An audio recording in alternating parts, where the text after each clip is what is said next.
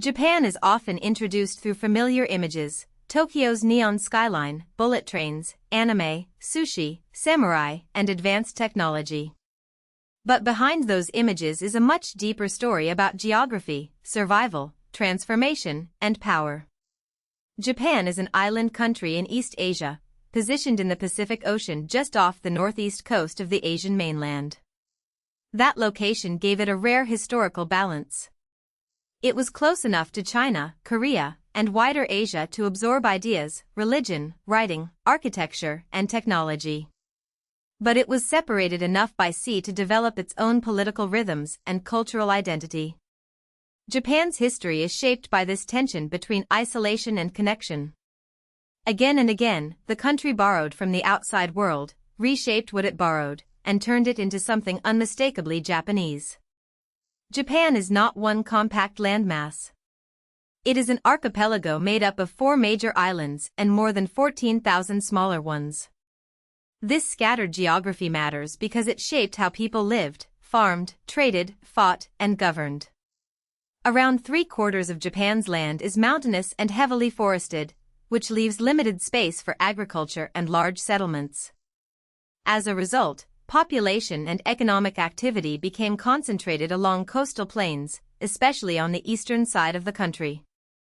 This helps explain why Japan can feel both crowded and empty at the same time. Dense megacities exist alongside mountains, forests, and rural areas facing decline. With almost 123 million people, Japan remains one of the world's most populous countries, yet its usable land is limited. Tokyo became the ultimate expression of that concentration, a capital city and global metropolis built from the pressures of geography. Human life in the Japanese islands goes back tens of thousands of years, with early habitation dating to the Upper Paleolithic and the Japanese Paleolithic beginning around 36,000 BC. Over time, communities adapted to island conditions, coastlines, forests, rivers, seasonal climates, and mountainous terrain. But Japan as a political civilization emerged much later. Between the 4th and 6th centuries, different kingdoms and regional powers were gradually united under an emperor. Early capitals such as Nara and later Heian-kyo, now Kyoto, became centers of administration, religion, art, and aristocratic culture. The emperor became one of Japan's most important institutions, not always because emperors directly ruled, but because they provided legitimacy and continuity. Even when real power moved elsewhere, the imperial line remained a symbolic anchor connecting different eras of Japanese history. From the 12th century onward, political power shifted away from the imperial court and into the hands of military rulers. These rulers were known as shogun, while powerful regional lords were called daimyo. Their authority depended on warrior elites known as samurai. Popular culture often turns the samurai into a symbol of discipline and swordsmanship, but in political terms they were part of a broader system of land, loyalty, military service, and regional control. Japan was ruled by different shogunates, including the Kamakura and Ashikaga, but unity was often fragile. Local warlords competed for territory and influence, and central control weakened. Eventually Japan entered a violent era of civil conflict, often described as the Warring States period. This was not just chaos, it was also a phase of military innovation, shifting alliances, and competition that prepared the ground for eventual reunification. Around 1600, Japan was unified under the Tokugawa shogunate, beginning a long era of internal stability. After generations of warfare, the Tokugawa rulers built a strict political order designed to prevent rival daimyo from becoming too powerful. Society became highly regulated, and the warrior class was tied to a system that prioritized order over expansion.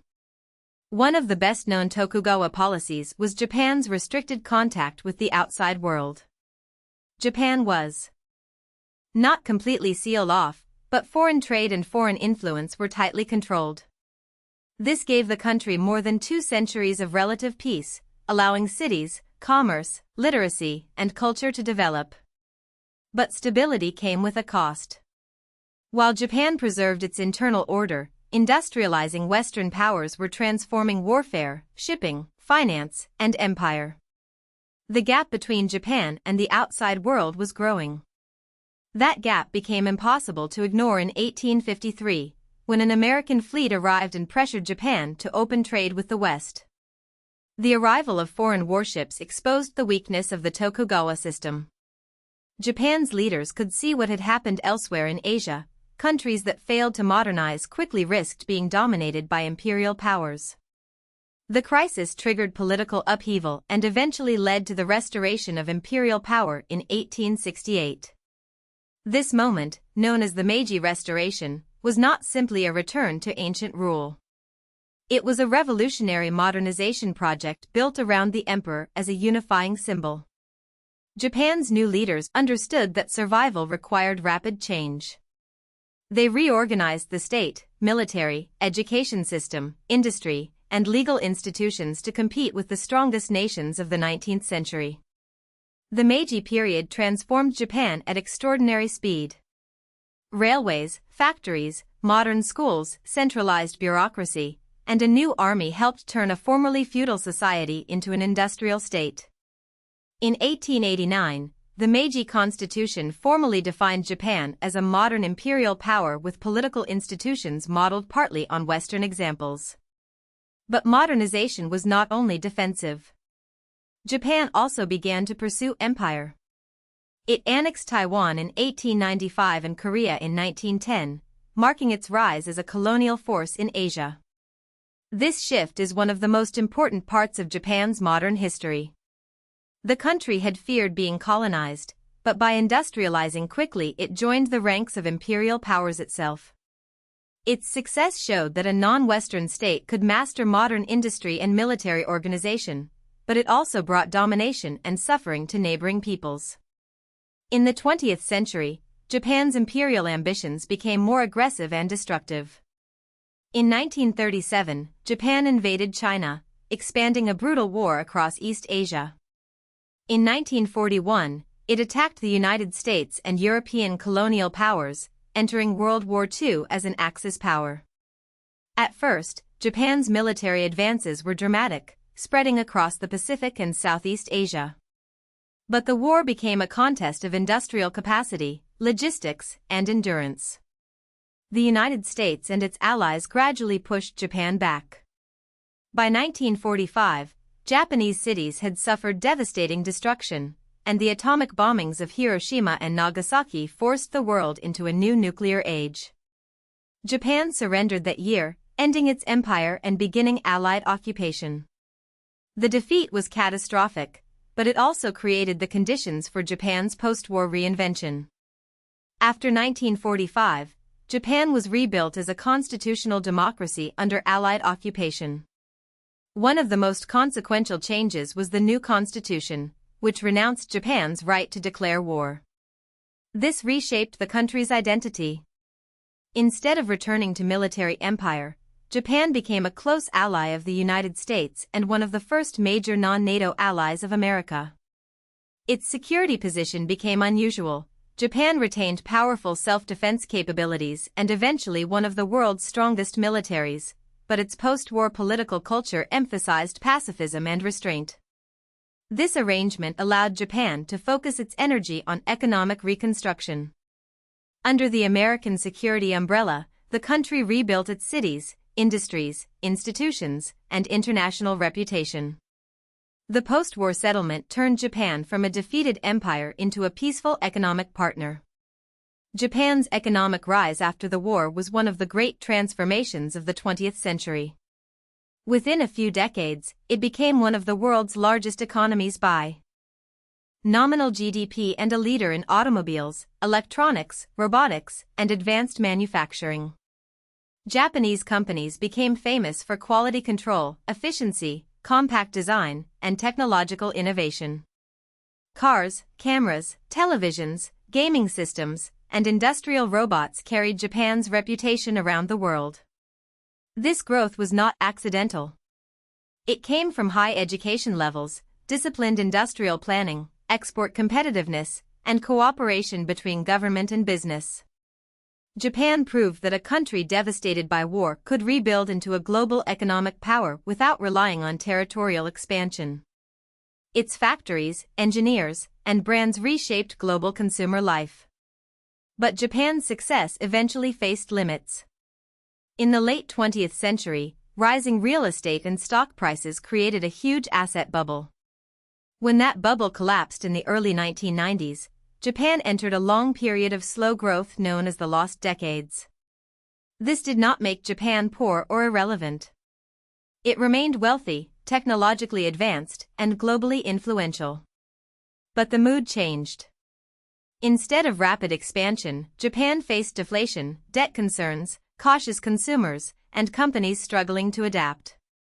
The lost decades are important because they show a different kind of challenge from war or modernization.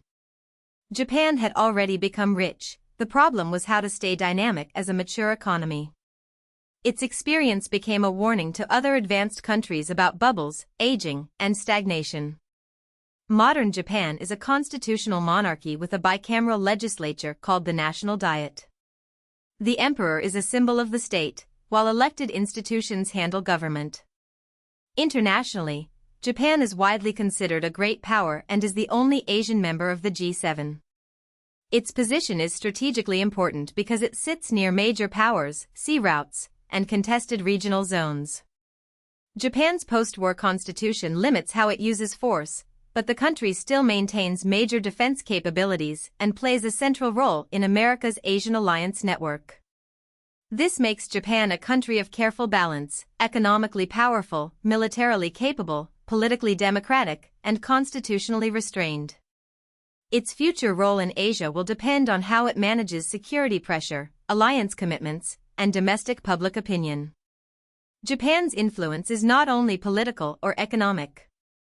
It is also cultural. Anime, manga, video games, cuisine, fashion, film, music, television, theater, and design have made Japanese culture globally visible. This soft power works because Japan has often taken outside influences and transformed them into something distinctive. At the same time, the country faces one of the world's most serious demographic challenges. Japan has one of the highest life expectancies on Earth, but its population is declining and aging. That affects labor, pensions, healthcare, rural communities, and long-term growth. In some ways, Japan is a preview of the future many developed societies may face. Its next transformation may not be about industrialization or empire, but about how an advanced country adapts when people live longer, birth rates fall, and technology must support a changing society. If you found this helpful, please like this video and subscribe for more explainers.